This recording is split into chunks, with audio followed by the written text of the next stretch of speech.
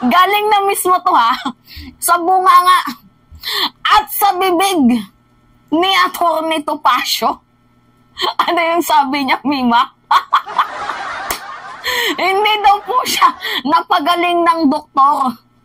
Pero sa isang haplos lang daw po ni Pastor Apollo Kibuloy, abay nakalakad na daw po siya. Ginawa pang albularyo si Kibuloy.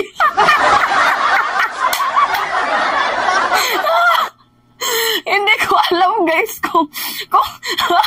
kung nasa tamang pag-iisip pa rin ba itong si Atty. Topacio. Kasi siya na mismo yung nagsabi na sabi ng doktor, 4 na linggo pa daw siya bago makalakad. Pero dahil nga po bago sila maghiwalay ni Kibuloy, nagpahaplos daw po siya. Abay sa paghaplos ni Kibuloy, nagkaroon po guys ng himala.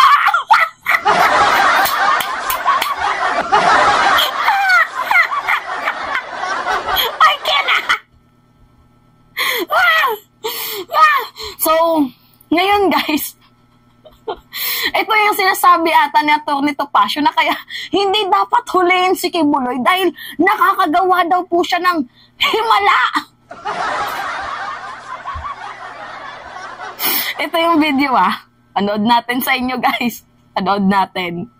Last week lamang, nagkausap kami ni Pastor. Napakasakit pa rin ang aking tuhod. Pakinggan nyo guys Nagkausap daw sila ng pastor at napakasakit daw po ng kanyang tuhod.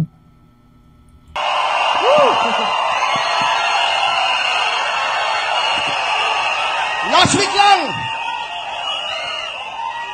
sabi ko kay Pastor bago kami maghiwalay, Pastor, isa lamang pong haplos at panalangin sa tuhod ko.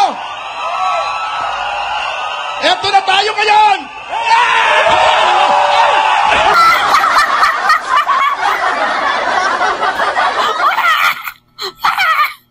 Parang tanga, no?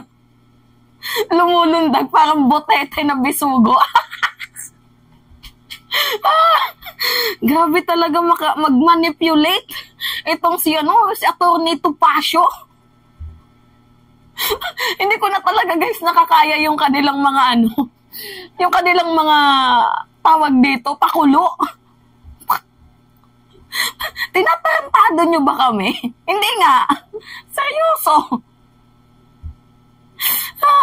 Ito ba? Wala nang sakit!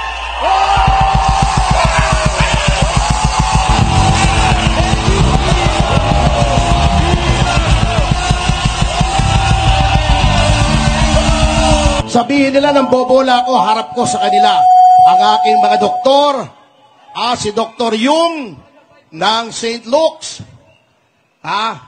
si Dr. Brush sa Valle Verde, isang chiropractor.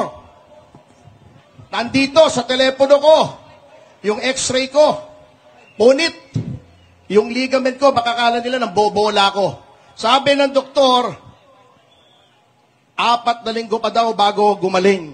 Eto na! Pwede ko nang ipansipa sa kalaban!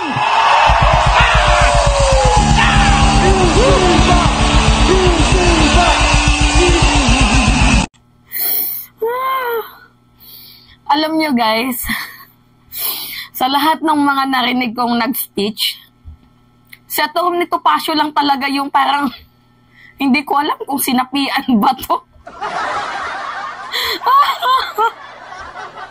So gumagawa pala ng himala itong si Kibuloy.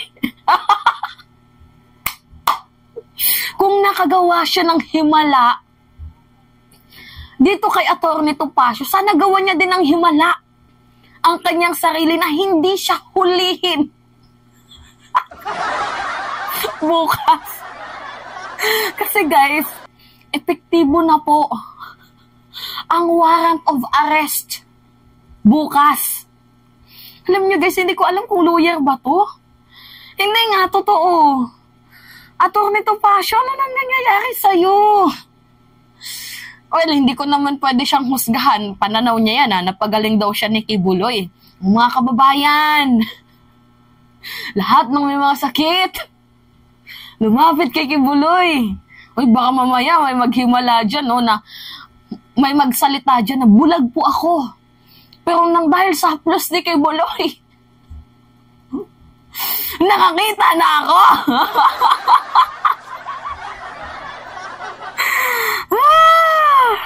Ano na?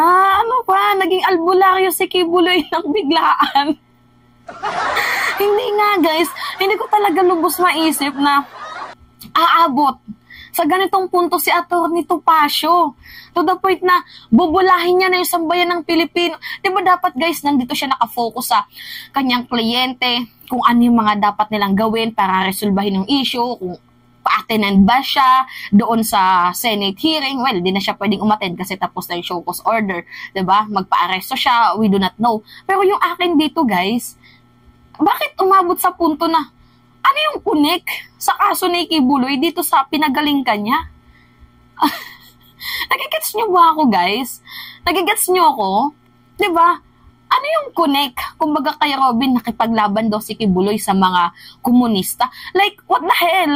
Ano yung connect sa pakikipaglaban niya sa komunista dito sa mga abuso niya?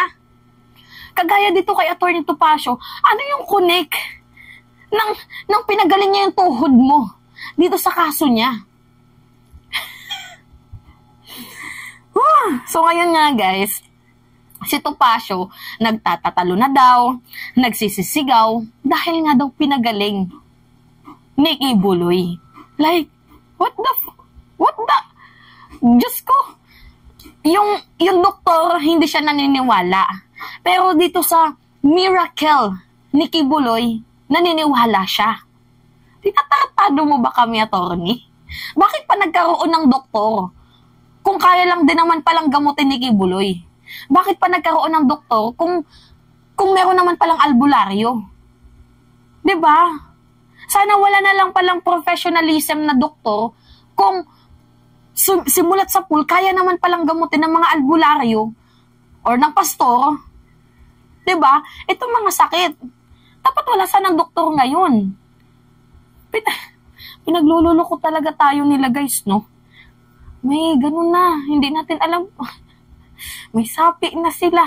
Sa totoo lang. Kahit nga din ako na-stress na din ako sa kanila. Ang lalakas ng trip nyo. Yan lang. Ayo, guys. Ano yung comment nyo? Anyway. It's me again, guys. Si Babe Alicia nyo. Nagbabalik ulit. Sa ating panibagong video.